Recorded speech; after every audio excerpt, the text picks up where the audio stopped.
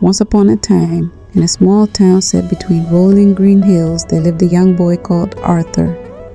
Arthur was an ordinary boy in many ways, but he held an uncommon dream that filled his heart with joy and wonder.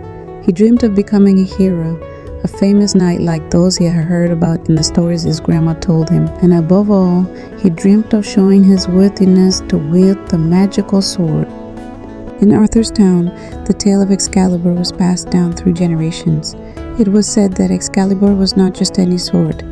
It was a sword of great power and knowledge.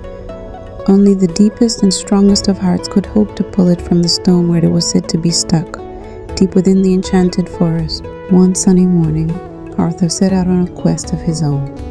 With a heart full of purpose and a wooden sword by his side, he told his parents of his plans. "I'm going to prove my worthiness to wield Excalibur," he announced. His parents smiled and traded knowing looks. They had always admired their son's energy and courage, even if they thought his quest was a bit fanciful. Arthur ventured into the Enchanted Forest, which was a place filled with old trees that whispered secrets and beautiful flowers that sang songs of magic. As he walked deeper into the forest, the air grew cooler and the trees seemed to reach out to him, calling him forward. After hours of walking, Arthur finally reached the heart of the forest. There, in a small area, he saw the mythical sword, Excalibur, stuck in a stone just as the stories had described. It sparkled in the hazy sunlight, and its hilt was adorned with sparkling jewels. Arthur neared the stone, his heart beating with both joy and fear. He knew that this was the moment of truth, the moment when he would try to prove his worthiness. With a deep breath, he grabbed the hilt of Excalibur and pulled with all his might. To his surprise, the sword didn't move. He tried again, putting every ounce of strength he had into it, but the sword remained firmly in the stone. Arthur slumped to the ground, feeling beaten and depressed. He had failed in his goal, and he wondered if he would ever be a true hero. As he sat there contemplating his failure, he heard a rustle in the woods. Out stepped a wise old wizard named Merlin. Merlin had been watching Arthur's journey from afar, and he knew that Arthur possessed a heart full of goodness and bravery. "Arthur," Merlin said kindly, "do not be disheartened. The true test of worthiness is not in physical strength alone. It is in the strength of one's character, the purity of one's heart, and the courage to do what is right." Arthur looked up at Merlin with hope in his eyes. "But how can I prove my worthiness if I can't pull a sword from stone?" Merlin smiled. "You have already proven your worthiness, my boy, by your steadfast determination and your desire to start on this quest. You may not be ready for Excalibur now, but one day, when the time is right, you will be." With Merlin's direction, Arthur continued his adventures in the Enchanted Forest. He helped animals in need, stood up to bullies, and always tried to do what was right, no matter how tough it was.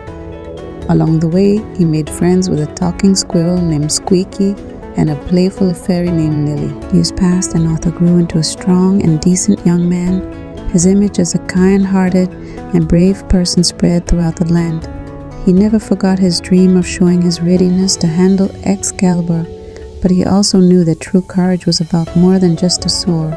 One terrible day, a great darkness fell upon the land. A fierce dragon threatened to destroy the town and its people. Arthur knew that it was time to face his biggest task yet.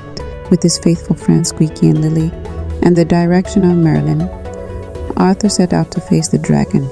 The battle was long and dangerous, but Arthur's courage and drive showed through. With a powerful roar, he thrust his wooden sword deep into the dragon's heart, vanquishing the beast and saving the town. As the people cheered and praised the hero, Merlin appeared once again. He led Arthur to the stone where Excalibur lay.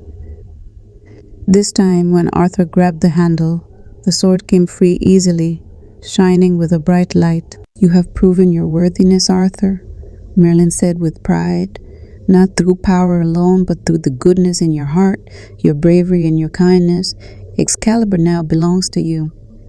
And so Arthur's childhood dream became a reality. He was now a true hero, not because of a sword, but because of the traits that had always been within him.